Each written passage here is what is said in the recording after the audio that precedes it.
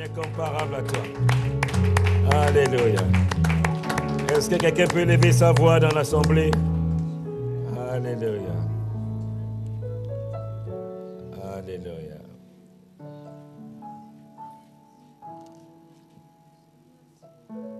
Tu peux élever ta voix simplement ce matin.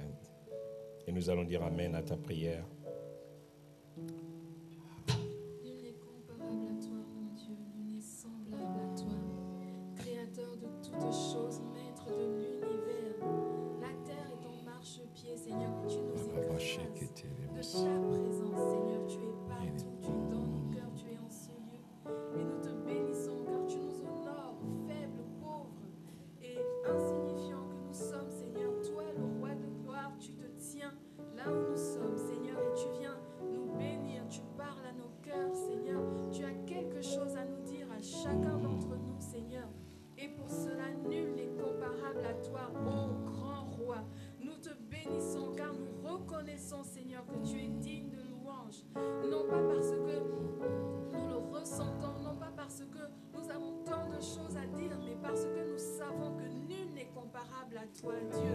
Tu es merveilleux. Tu as donné ton Fils par amour pour nous, Seigneur, qui ne te connaissions même pas. Nous ne t'aimions pas encore, mais toi, tu avais déjà un amour infiniment grand pour nous, Seigneur.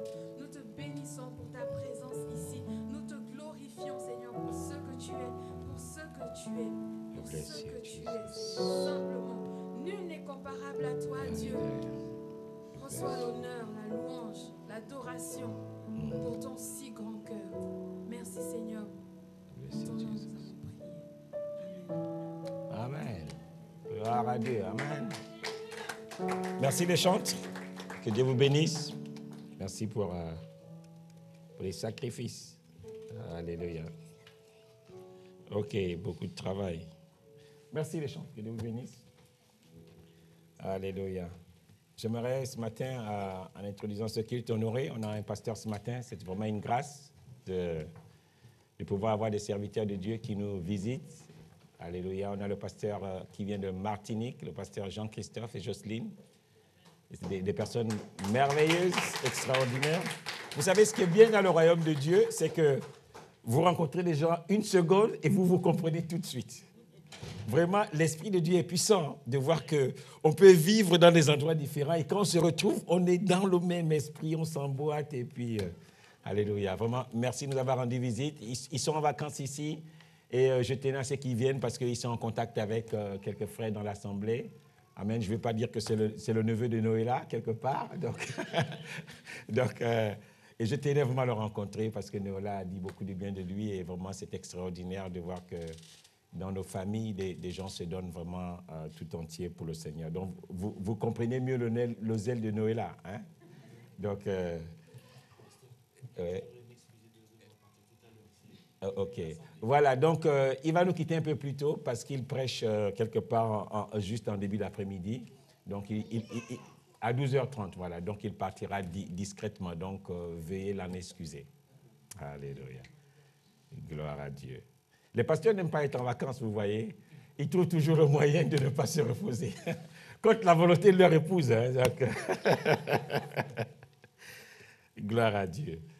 Alléluia. Ce matin, je voulais nous partager Déjà, je remercie toutes les personnes qui nous suivent semaine après semaine sur Internet. Donc, bienvenue à Ciel, le Centre international pour l'Évangile et la louange. Et merci pour nous accompagner chaque jour. Et pour les prières que vous adressez à notre ministère, vous pouvez aussi vous connecter via nos plateformes numériques que vous connaissez déjà au travers de notre application Apps, de notre application Ciel Ministry, et aussi sur notre page Facebook. Alors ce matin, je voulais nous partager une méditation. Comme vous savez, la parole de Dieu, elle grandit et nous pouvons la retourner dans tous les sens et continuer d'être bénis par la parole de Dieu. Donc j'ouvre une méditation ce matin sur développer son intimité avec Dieu en apprenant le langage de Dieu. Développer son intimité avec Dieu en apprenant le langage de Dieu. Vous savez, lorsque nous venons à Christ, nous naissons de nouveau. Ça veut dire que nous qui étions autrefois éloignés de Dieu par nos offenses, nous avons à nouveau la capacité de rentrer dans la vie de Dieu. Et à partir de là, Dieu va commencer à faire une œuvre nouvelle en nous. Ça veut dire que nous sommes nés d'esprit, mais notre intelligence va être renouvelée, va être transformée. Et Dieu fait ça au travers de sa parole. C'est pour ça qu'un chrétien authentique doit lire la parole de Dieu ou doit être familier avec la parole de Dieu parce que c'est elle qui nous transforme. Donc venir à l'église tous les dimanches, ce n'est pas un rituel chrétien en fait. Nous venons à l'église pour communier ensemble, mais une grosse partie du travail se fait beaucoup plus dans notre temps personnel avec Dieu. C'est pour cela que cette idée de développer son intimité personnelle avec Dieu est importante, bien-aimés. Vous savez que le monde est en pleine mutation. Vous savez que lorsqu'on voit l'histoire du monde, le 11 septembre a marqué l'histoire des nations au travers de tout ce que nous connaissons aujourd'hui. Et nous croyons, lorsqu'on voit par l'esprit que ce temps de Covid-19 va marquer aussi l'histoire des nations. C'est pour ça que les chrétiens ne peuvent pas être les mêmes avant et après le Covid-19. Il y a quelque chose qui va se passer. Il y a des nouvelles habitudes que nous avons prises et on ressent cet appel du Seigneur qu'il est temps que chaque personne soit fortifiée par la parole de Dieu. Et donc, le message du dimanche ne suffira pas toujours. Chacun de nous, nous devons donc réapprendre à développer cette intimité avec Dieu, à aller en profondeur avec Dieu. Vous savez, lorsque tu es seul, ce qui te maintient, ce n'est pas souvent le frère qui est à côté ou la sœur. C'est le dépôt qui est en toi qui te maintient. Et je voulais lire ce psaume 105, les versets 3 à 4. La Bible dit « Glorifiez de son saint nom. Glorifiez-vous de son saint nom. Que le cœur de ceux qui cherchent l'Éternel se réjouisse. Recherchez l'Éternel et sa force. Cherchez continuellement sa face. » Vous savez que le texte dit en réalité « cherchez continuellement ses faces ». Alléluia. Et Romains au chapitre 1, les versets 19 à 20, il est écrit ceci, c'est quelque chose de profond et je veux qu'on s'arrête dessus. Ce qui peut se connaître de Dieu est manifeste parmi eux, car Dieu le leur a manifesté. Ça veut dire que Dieu veut se révéler à nous. Et l'apôtre Paul, lorsqu'il écrit aux Romains, il leur dit que ce qui peut se connaître de Dieu est manifeste parmi eux. Car Dieu le leur a manifesté depuis la fondation du monde. Ça veut dire qu'au travers des âges, Dieu se révèle. Ceux qui ont vécu avant nous, ils n'avaient certainement pas la révélation de Dieu que nous avons aujourd'hui. Et ça me fait rire souvent lorsque je vois des gens penser que c'est ce qui est ancien qui est puissant. Vous savez, il y a des gens comme ça, ils sont spécialistes des reliques. Ils aiment bien garder quelque chose qui est ancien parce qu'ils ont le sentiment que c'est dans cette chose qui est ancienne qu'il y a la puissance. Mais en réalité, Dieu se révèle aux hommes au travers des âges. Et Dieu est infini dans sa révélation.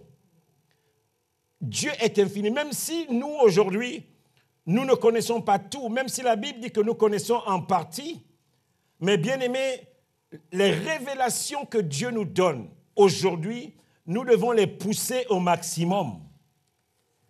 Ça veut dire que notre relation avec Dieu doit se construire sur la base de la révélation que nous recevons de Dieu.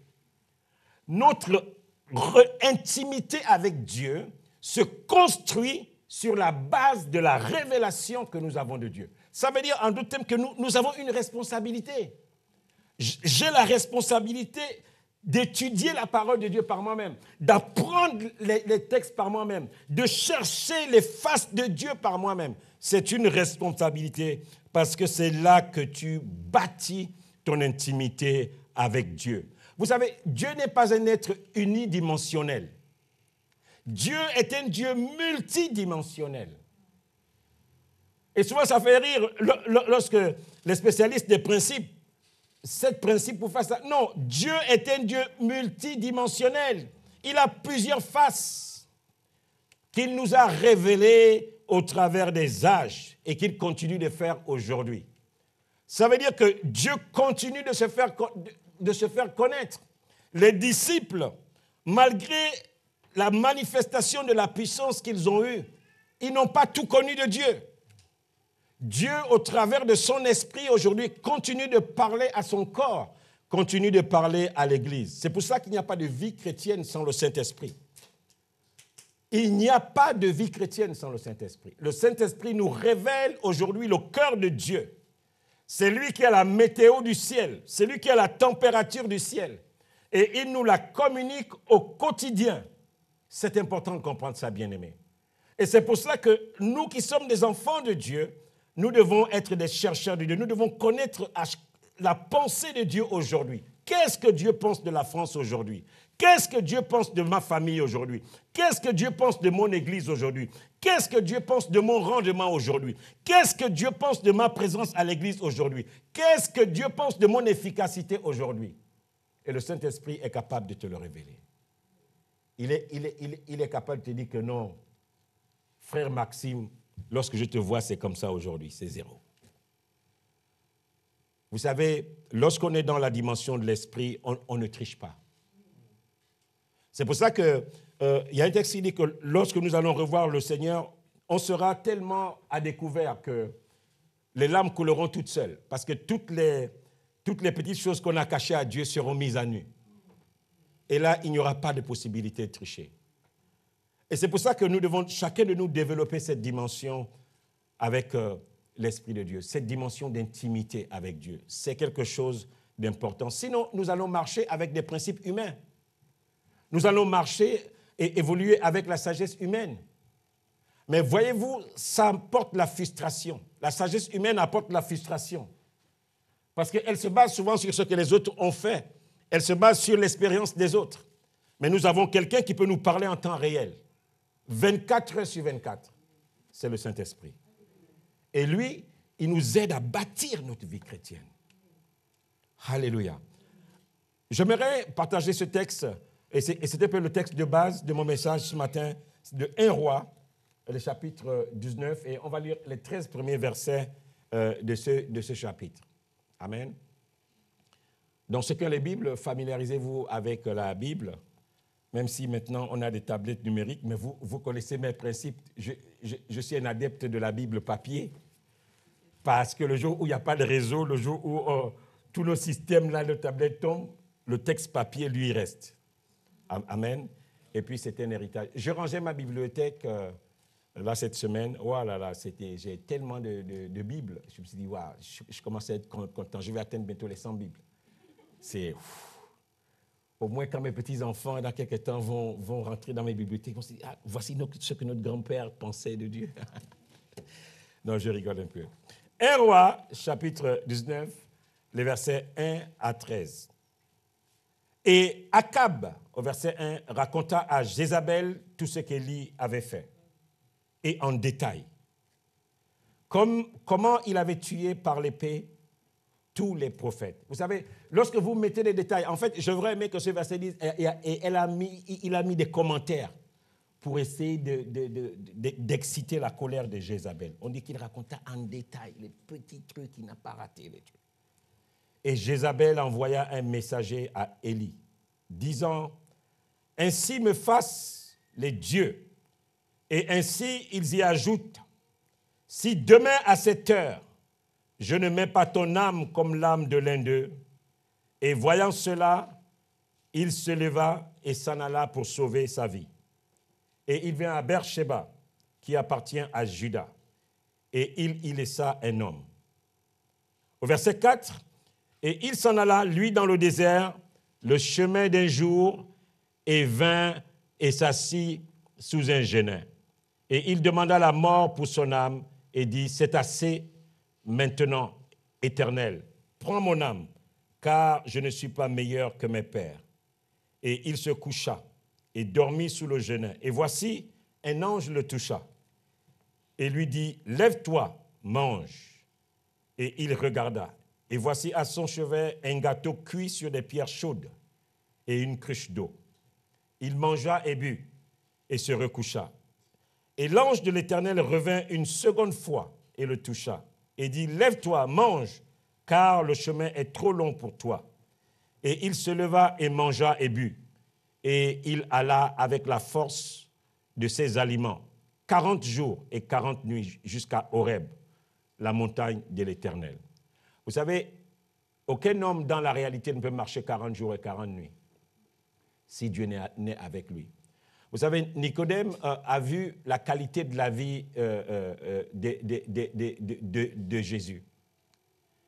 Et il a dit non, personne ne peut faire les choses que tu fais si Dieu n'est avec toi.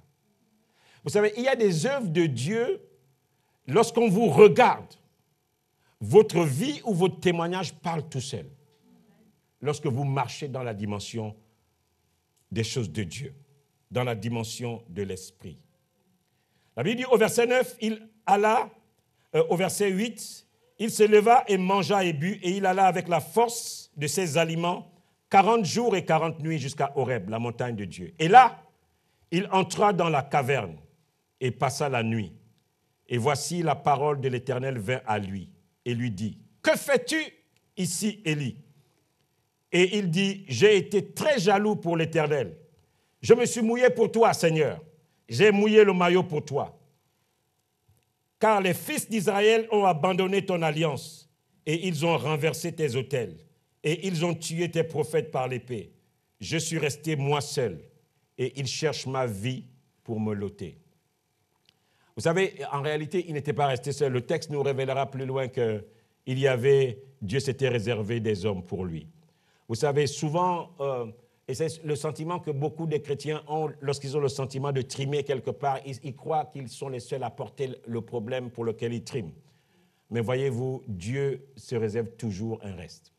C'est important de comprendre ça. Au verset 10, au verset 11, il dit, « Sors et tiens-toi sur la montagne devant l'Éternel. » Et voici, l'Éternel passa.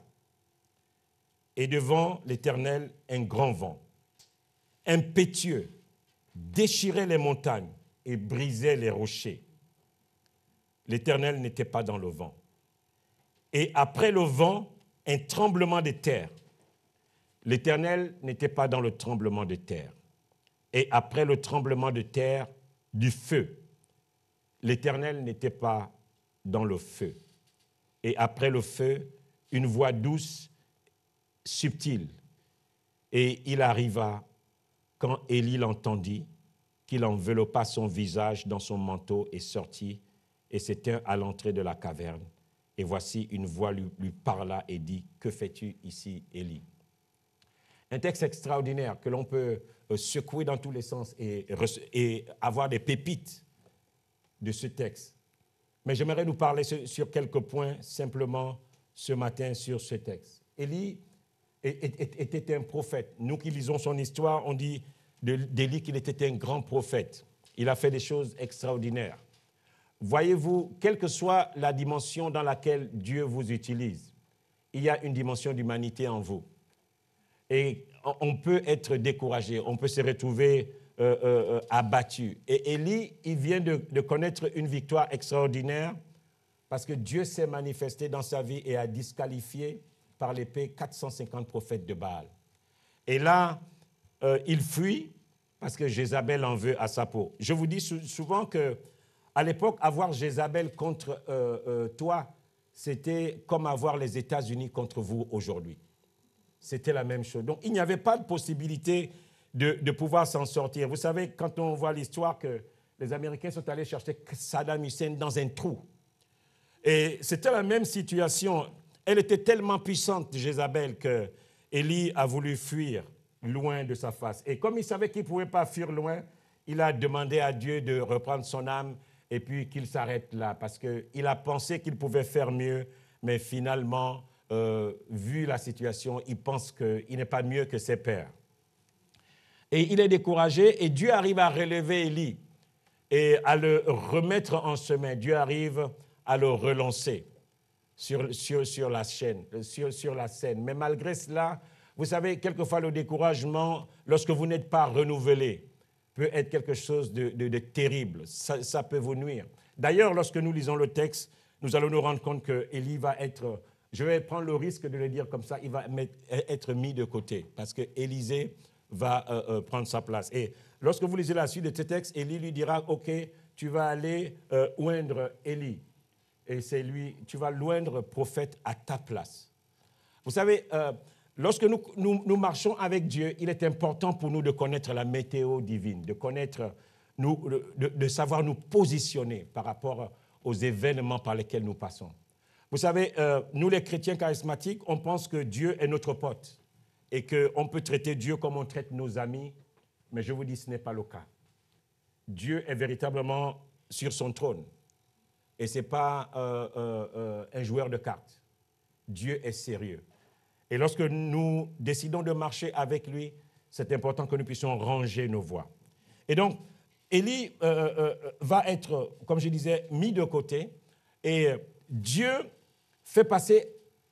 décide de bouleverser la théologie d'Élie. Vous savez, Élie était un homme colérique. Nous connaissons cette histoire où il a maudit ses enfants et des ours sont sortis de la forêt pour dévorer les enfants. C'était donc un homme colérique. C'était un homme qui avait besoin que son cœur soit transformé, qui marchait avec des principes. Vous voyez même là, lorsque Dieu lui parle, la Bible dit qu'Élie sort, il cache son visage.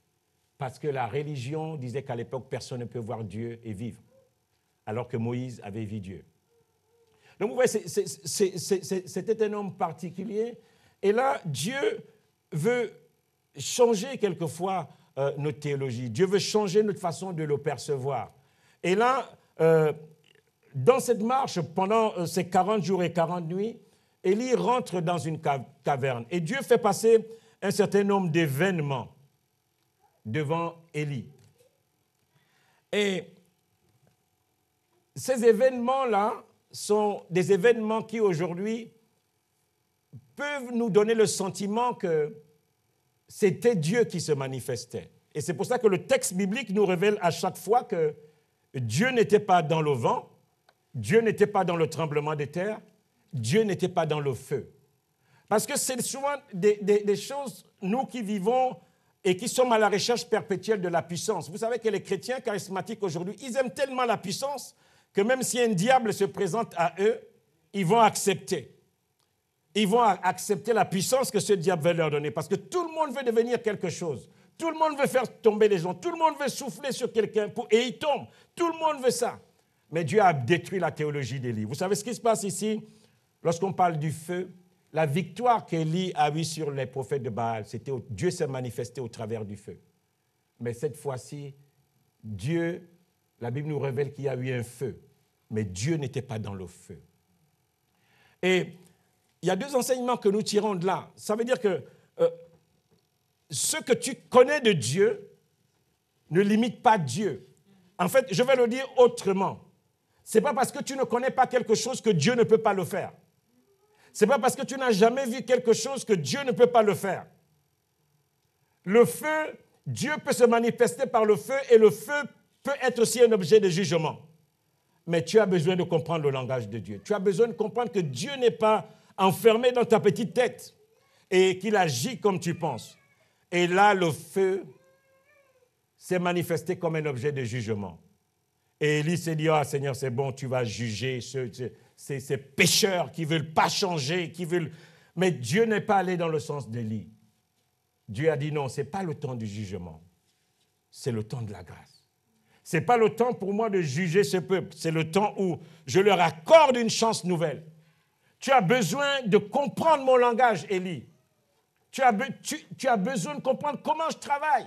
Ce n'est pas le temps du jugement. Et tous ces actes, toutes ces manifestations qui souvent font appel au jugement, qui font appel à la manifestation de la colère de Dieu. La Bible nous dit que Dieu n'était pas dans ça, mais Dieu était dans cette voix douce et légère qui parlait. Et ce qui est extraordinaire, c'est que Élie entend la voix, il est déstabilisé, il se dit non, ce n'est pas possible. Parce qu'il n'y a pas de continuité dans les événements. Des manifestations violentes de jugement et cette voix qui est pleine de grâce, qui est douce et qui parle à Élie. Et Dieu, cette fois-ci, était dans cette voix. Dieu, cette fois-ci, était dans cette parole. Mais ce que j'essaie de nous dire ce matin, c'est comment tu perçois Dieu. C'est comment tu comprends le langage de Dieu. Vous savez, il y a des choses aujourd'hui dans nos mouvements, s'il n'y a pas ça, c'est que Dieu ne s'est pas manifesté. Et beaucoup parmi nous, nous passons à côté de ce que Dieu veut nous dire.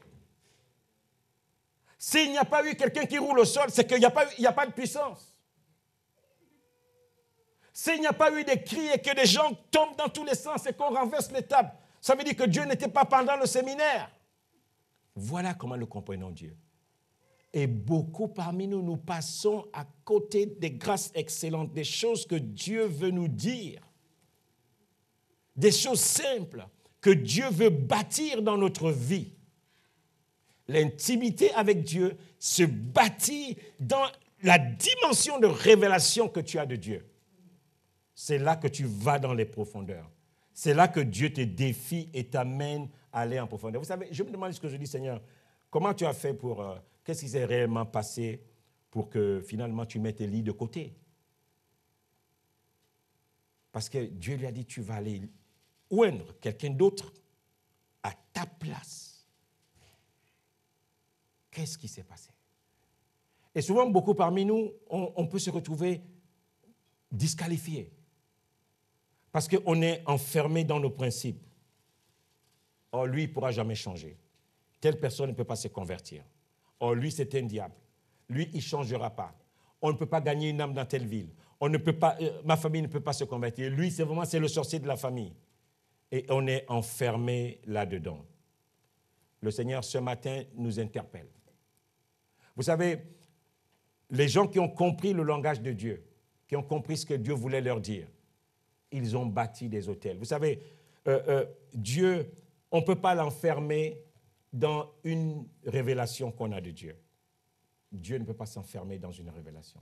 Quelle que soit la grandeur, la profondeur, la hauteur de cette révélation, Dieu est plus grand que ce qu'il t'a révélé. Il veut t'amener en profondeur. Il veut t'amener encore plus loin.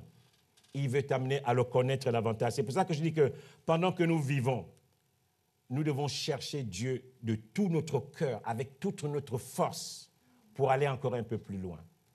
Il y a des choses que nous ne comprenons pas. Mais bien aimé, si nous cherchons la face de Dieu, Dieu va nous révéler les choses cachées et qui nous empêchent d'avancer aujourd'hui. Des choses cachées qui nous empêchent d'avoir le sourire. Des choses cachées qui nous empêchent d'avoir la victoire sur l'adversité. Dieu veut nous amener en profondeur. Et Dieu a son langage. Et le langage de Dieu, souvent, on le comprend quand on est un homme brisé. Lorsqu'on est fort, lorsqu'on a le sentiment qu'on peut encore s'en sortir. Vous savez, nous les charismatiques, aujourd'hui, dès qu'on a un problème, jeûne de 3 jours, jeûne d'une semaine, jeûne de 21 jours, regardez chaque début d'année, des 20, de 21, 40, 50 jours, 70 jours de jeûne, 100 jours de jeûne. Moi, j'ai même vu 300 jours de jeûne. Waouh, Seigneur. Personne ne veut entendre la voix de Dieu. Personne ne veut entendre la voix de Dieu. Et dans nos théologies charismatiques, c'est quoi? Le jeûne libère la puissance.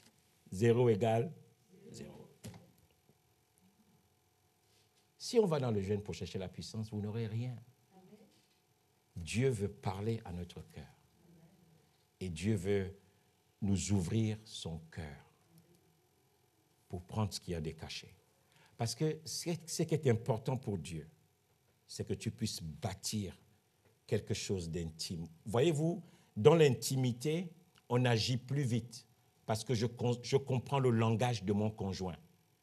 Vous savez, un homme marié, des fois, quand il rentre chez lui, en fonction de comment sa femme lui parle, il sait déjà ce qui ne va pas ou il sait ce qu'il a à faire. Il comprend tout de suite la météo parce que dans l'intimité, on ne perd pas de temps, on va plus vite. Dans l'intimité, même lorsqu'on ne comprend pas, à cause du fait qu'on est dans une relation d'intimité, on aura l'attitude qu'il faut pour avoir la réponse. C'est là où Dieu veut nous amener avec lui.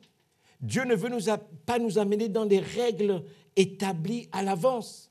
Si Dieu, c'était simplement que des principes, imaginez-vous depuis 2000 ans, on aurait simplement fait la liste de tous les principes divins et puis essayer de les mettre en pratique pour voir Dieu se manifester. Donc Dieu n'est pas qu'un Dieu simplement de principes. Dieu, c'est un Dieu vivant qui veut marcher avec nous dans une relation réelle. Mais la relation réelle, ça se vit dans l'intimité. Parce que dans l'intimité, on gagne du temps. C'est ce que je veux nous dire ce matin. Dans l'intimité, on ne fait pas de bricole. Il n'y a pas de bricole dans l'intimité. Dans l'intimité, on veut faire plaisir. Dans l'intimité, les actes qu'on pose, on les mesure. On mesure les actes qu'on pose. Parce qu'on veut toucher le cœur de l'autre. On veut toucher le cœur de notre partenaire. On veut toucher le cœur de Dieu. Alors les choses que je vais faire, c'est des choses qui vont être profondes. C'est des choses qui vont être réfléchies. C'est ce que le Seigneur attend de nous. Aujourd'hui, Dieu n'attend pas que l'on soit des robots. Mais Dieu veut travailler avec chacun de nous dans une relation intime. Et tu es capable aujourd'hui, mon frère, ma soeur, tu es capable aujourd'hui de développer cette intimité avec Dieu en comprenant le langage de Dieu. Et Dieu, pour comprendre son langage, des fois, il va nous amener au bout, il va nous broyer. Parce que nous sommes encore souvent trop vivants. Et un homme brisé, quelquefois, c'est un bon outil entre les mains de Dieu pour la transformation. Alléluia. Le Seigneur veut nous encourager ce matin à travailler cela. Mais ça va passer par des moments difficiles, ça va passer par des sacrifices, ça va passer par le désert. Mais si tu as la bonne attitude, la Bible dit que si vous êtes obéissant, et si vous êtes surtout docile, parce qu'on peut être obéissant et rebelle, mais si vous êtes obéissant et docile, vous allez manger les meilleures productions du pays. Est-ce qu'on peut fermer nos yeux maintenant? Alléluia. Je ne sais pas ce que le Seigneur vous a dit ce matin. J'ai dit plusieurs choses. Et je sais que même lorsqu'on dit des millions de choses, il y a quelque chose qui nous est destiné. Le Seigneur t'a certainement interpellé ce matin sur un des points. Mais comme j'ai déclaré au début de ce message, c'est une piste de méditation que tu peux vraiment reprendre. Tu as besoin de repartir dans la parole. Pour essayer de dire, Seigneur, tu m'as dit ça ce matin, mais je n'ai pas trop bien compris. Ou, Seigneur, voici ce que je pense que tu me demandes de faire. Je veux me repositionner à nouveau. Je veux à nouveau ressaisir ta grâce et redémarrer en nouveauté de vie. Seigneur, je te prie ce matin pour chacun de tes enfants qui a écouté ta parole, qui était ce matin sous le son de ma voix. Seigneur, vraiment, tu parles. Personne ne sait comment tu parles, mais je sais que tu touches les cœurs par ta parole. Lorsque ta parole est libérée, tu es capable de toucher les cœurs par ta parole. Et ce matin, je te prie, Seigneur, en ce premier dimanche du mois d'août, toi qui as la capacité de renouveler nos forces, tu es au-dessus du temps, mais tu tiens compte du temps des hommes, Seigneur, pour nous parler, pour nous instruire. Et chaque début de mois, c'est un temps pour nous de renouvellement, c'est un temps de recommencement. Et ce matin, je prie vraiment pour que ce début de mois d'août, Seigneur, là où nous avons été en échec, là où nous avons été en difficulté, là où on n'a pas été ferme dans nos décisions, ce matin, je prie que sur la base de cette parole, Seigneur, tu nous amènes à être fermes, tu nous amènes à nous repositionner, Seigneur, sur les décisions que l'on a prises et qui sont aujourd'hui, que nous avons tendance à négliger. Ce matin, nous positionnons ta parole comme étant la vérité et nous décrétons et nous déclarons qu'elle est capable de transformer nos vies. Seigneur, chacun de nous, nous avons soif de toi. Nous voulons vivre vraiment dans cette intimité avec toi. Nous voulons vivre dans cette profondeur avec toi. Nous ne voulons plus être frustrés par les hommes. Nous ne voulons plus être frustrés par nos mauvaises espérances. Seigneur, ce matin, sois béni ce matin et que ta parole qui a été libérée ce matin nous fasse du bien. Sanctifie ta parole dans nos cœurs parce que ta parole est la vérité. Que Dieu nous bénisse.